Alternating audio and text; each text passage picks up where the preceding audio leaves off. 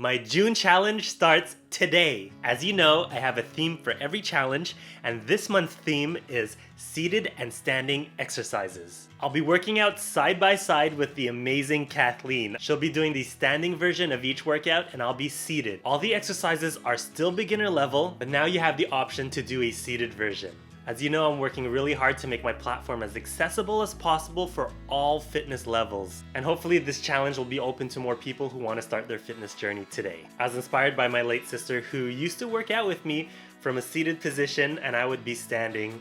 She was super strong, she never gave up, and she did what she could.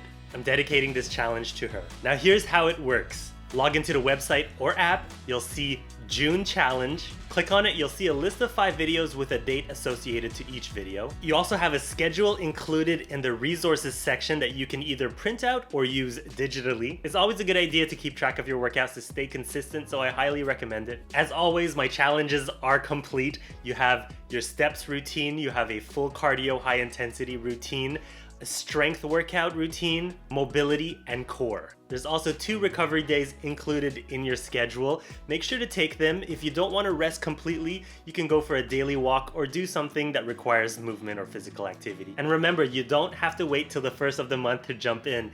You can do any workout plan that's available on my site. I have a few. They're all 30 days with the schedule included. You can also jump in any exercise video. It's all available to you. You have unlimited access with my membership. Looking forward to hearing about your progress. You totally got this.